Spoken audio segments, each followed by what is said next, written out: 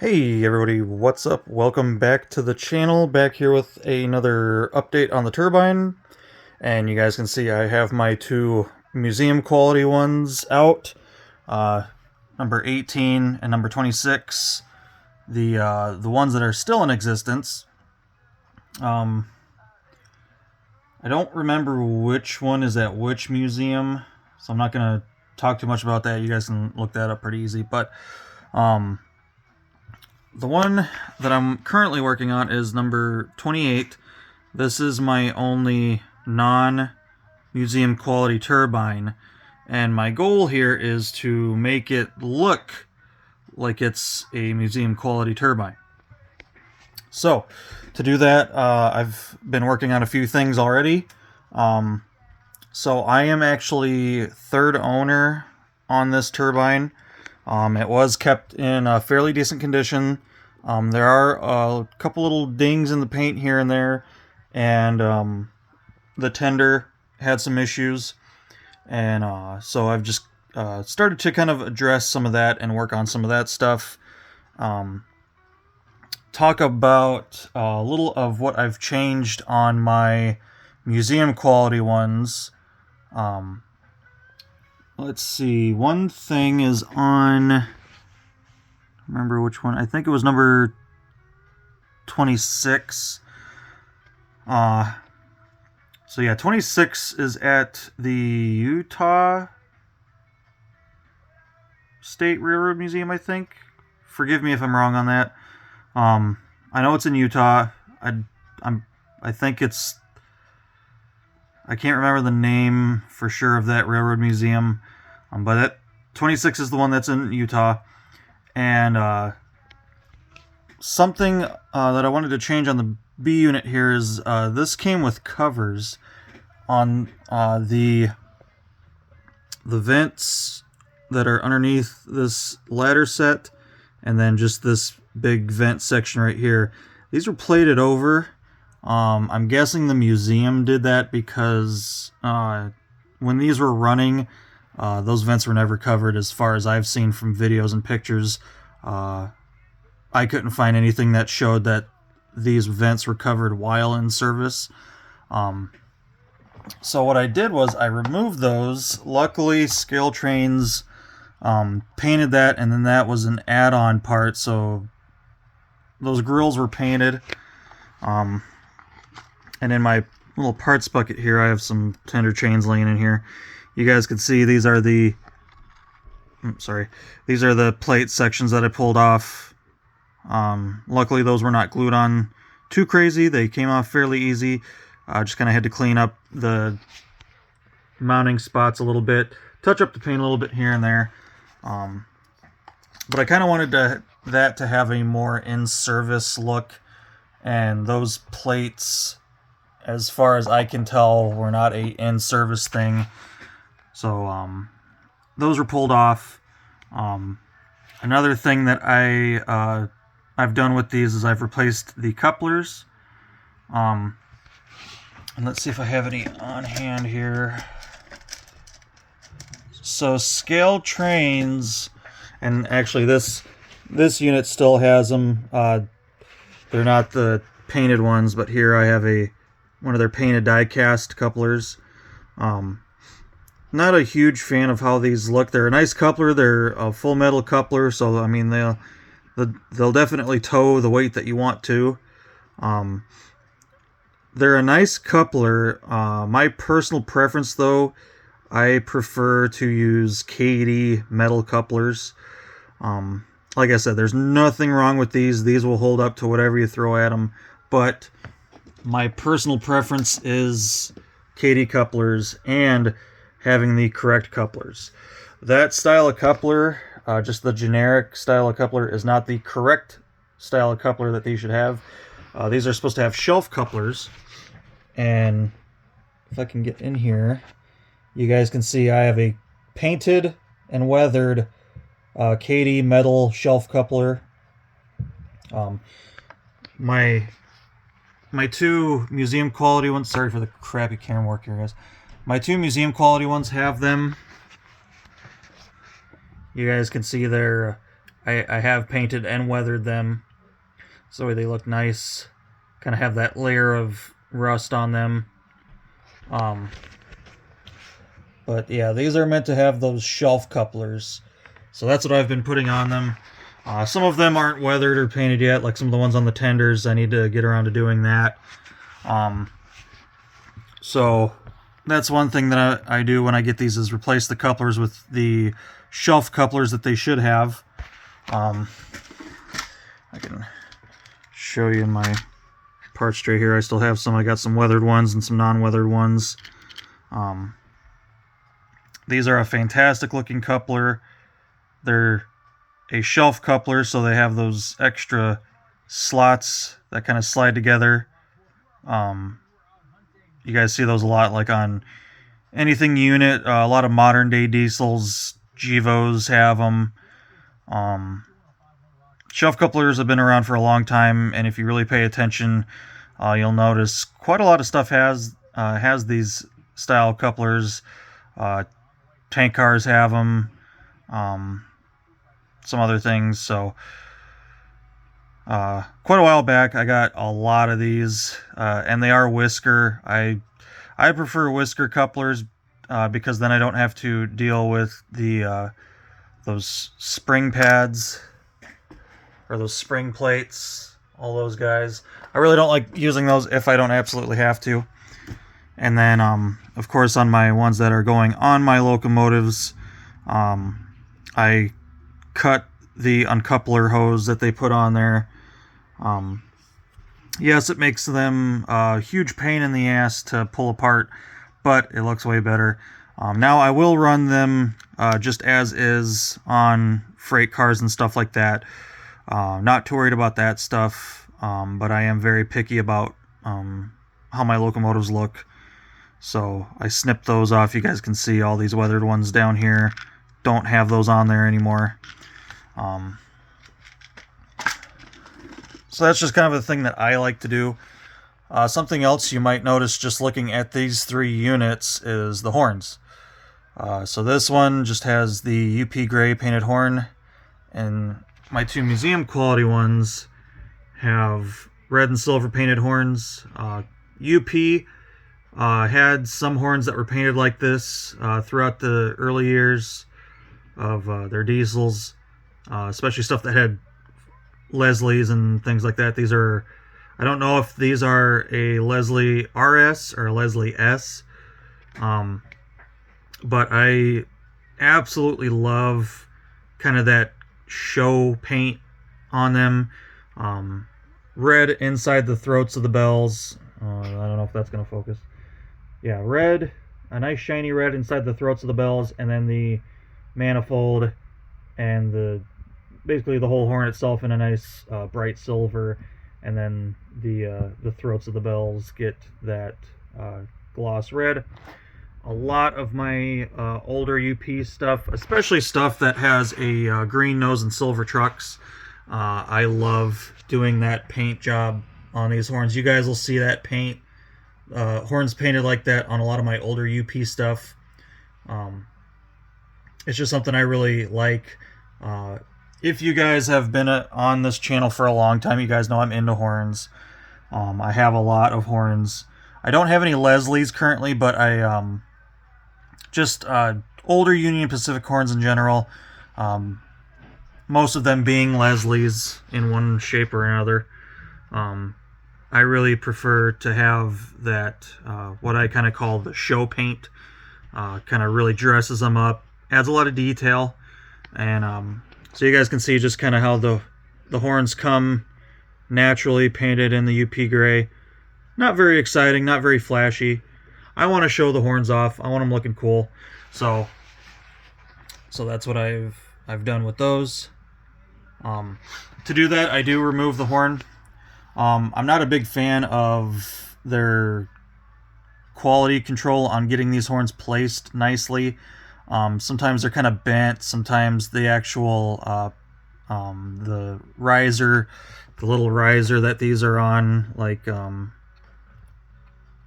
this little shelf piece right here, that's called a riser. The horn mounts to that. A a lot of these aren't put on straight, and then the horns will kind of be bent in one way or another. So I take some time.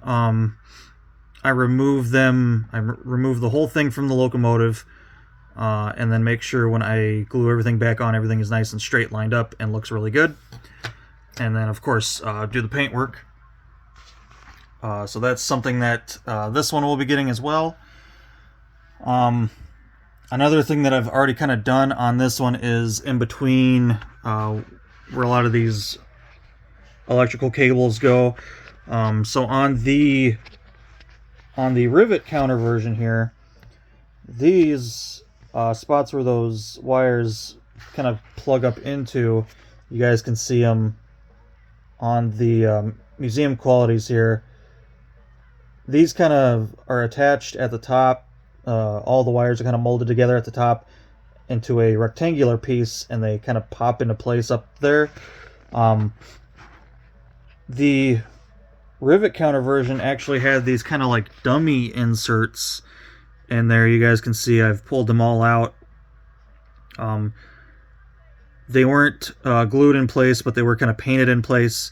Not too bad to take out, but I did have to remove these kind of junction boxes. I had to remove those off the locomotives to get those pulled out of there, and then re-glue the pieces back on. So now I can insert the actual rubbery wires in there. And luckily, when you get museum quality ones, you get some extra stuff. And I have here 2 packs from each one of my museum quality ones. So I have plenty of spares that I can hook into this A unit, and if I want to, then I can lace them into the B unit, which I've done the same thing. See if I can get that focus. So that was the same way. Had these like dummy pieces placed in there. Simply just had to remove those and then pull those out. So now I have those openings to slide these up into, and you guys can kind of see how they're molded together at the top there in a little rectangular section. Those just kind of pop nicely into place. You do kind of have to adjust them a little bit because they are not sized perfectly, which is fine because they do kind of stick up in there. And if you don't want to glue them, you don't have to, because they do kind of stay in there pretty decent. The only thing that I can't do is all these plugs right here. On the museum quality ones, they are set up to where you can place hoses on them. You guys can see the caps are in the open position, and they have this little stem where you can lace the hoses onto. Of course, the rivet counter does not have those plugs, and you cannot get those plugs. So that's just something that I'm not going to be able to have, but that's okay. Still quite a bit of hose work that I'll be able to do with just these junction boxes up here. I'm really only losing a little bit of detail in those. Not too worried about it.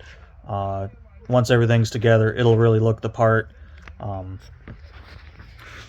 Luckily, the rivet counter version does include these coolant hoses up top already, so that's kind of nice that those are still a thing on the rivet counters. And then basically the rest of the work is all in the tender. Now, of course, this is a rivet counter version that has DCC and sound, so I have pretty much all the same functions except for the curve squeal and the frog clink. And I'll show you, if you don't know, I'll show you what's going on here. So this is one of my museum quality ones, and you guys can see these little silver contacts inside the gauge of the wheels. Those are what are kind of create the squeal and the clink. They can sense when they're going over stuff, or they have like a electrical connection. Now, as far as I know these are for sure for the frog clink. I'm not sure how they're doing the curve squeal. I don't know if that still registers somehow off of these little contacts, because it doesn't really seem like they would touch the rail other than if it's going over a switch. So, but regardless, these are kind of a special part of the extra sounds that you get during the operation of these locomotives. And then on the rivet counter version here, you guys can see there's holes for those to go into, just because, you know, most of these parts are going to be universal for all of the models, whether it's a rivet counter or museum quality. So so this just simply doesn't have those. Not worried about that at all. That's actually quite a luxury thing to have on the museum quality ones. Not something that I absolutely need. It's just cool that the museum quality ones do have that. And of course the turbine blades down in there. Not sure if you'll be able to see that at all, but the turbine blades down in there don't spin on the B unit, and the doors do not open. Neither of those not working on this one. That doesn't bother me. Normal operation, I'm not going to just have these doors open. These doors will be open like if they're sitting in a shop or on a shop track or something like that at a locomotive facility. I'm not just going to be running them with the doors open, so it's not a necessity that I'm worried about not having on this one. And then in normal operations, you're not really going to be able to see those turbine blades spinning anyway. Yes, it is very cool that it's included on the museum quality ones, but like I said, not heartbroken that the rivet counter version doesn't do that, because I'm looking at this from just a more you're just looking at it visual, not really diving deep into it. As long as I can get this as close looking as I can to those, it's going to look awesome.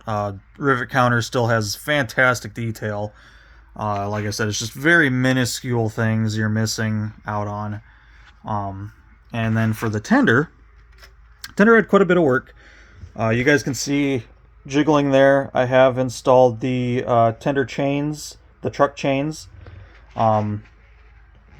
These were not included on the tenders for the rivet counter version, but they are included on all the museum ones. You guys can see them kind of shaking around there.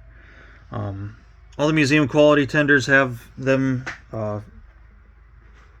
right away, so we added that. And then this tender had a few missing parts that I had a spare. What is it? I think these are the 23C tenders.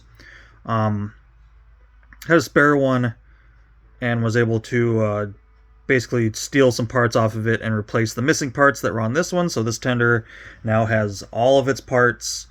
I've already went ahead and installed the shelf couplers on there. Like I said, eventually I'll have to paint and weather those, so that way those look a lot better.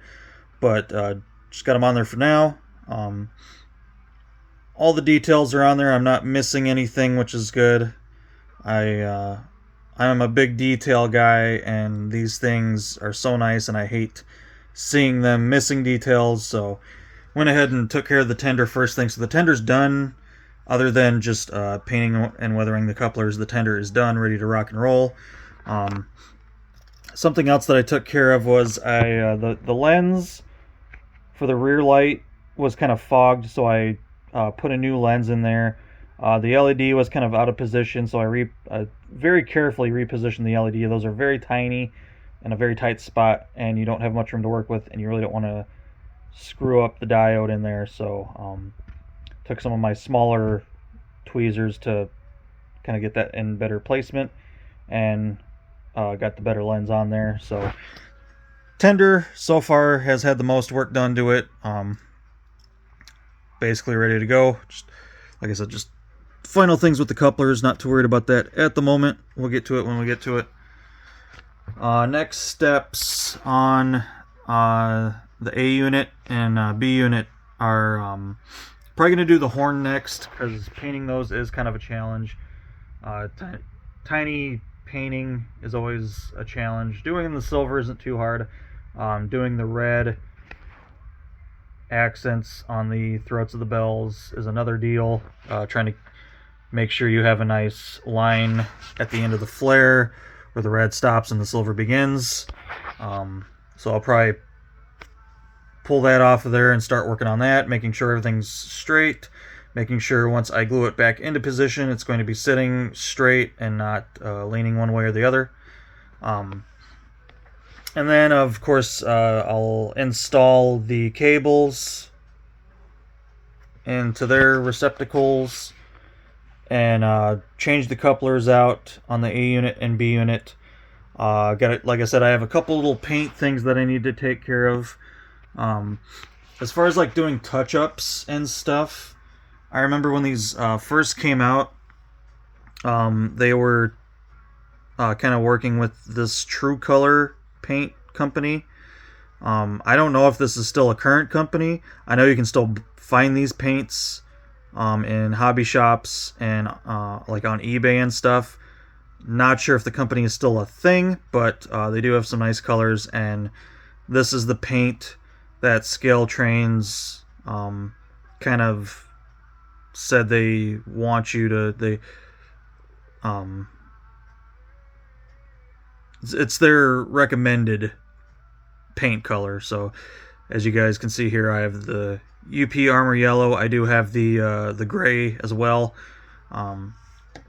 So we'll touch up a couple of the spots. Luckily not too many.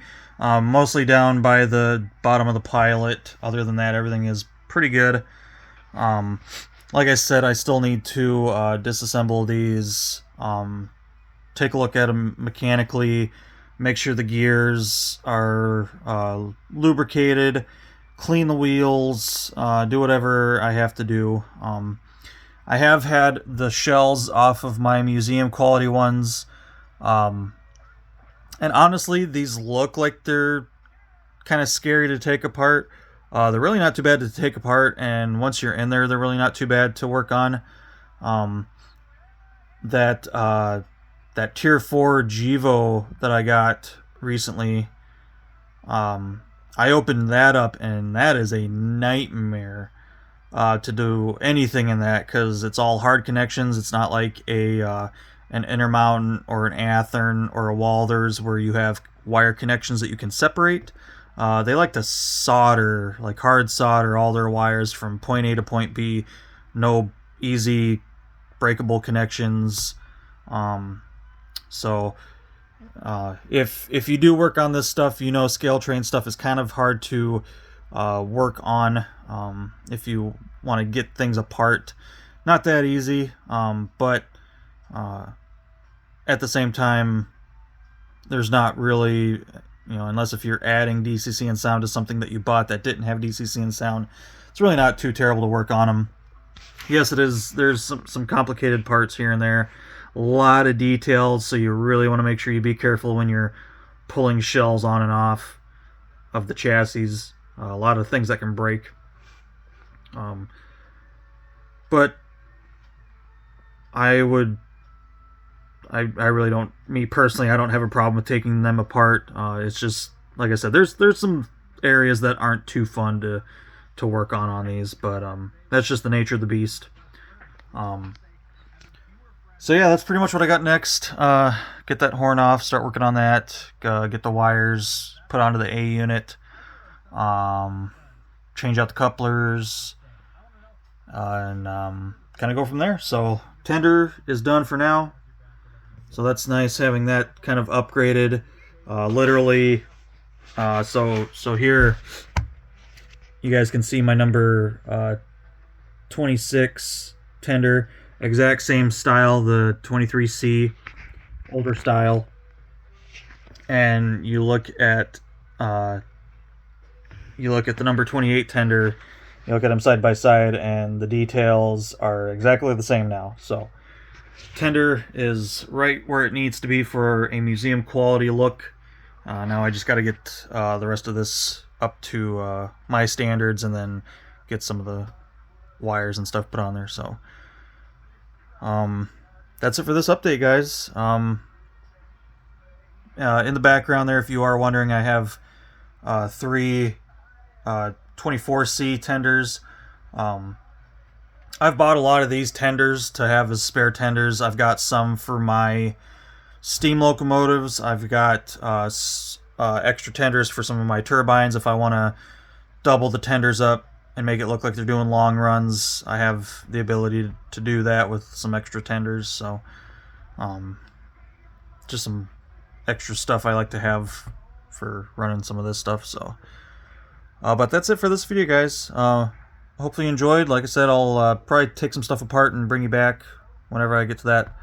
And yeah, that's it. So hopefully you guys enjoyed, and until next time, take care.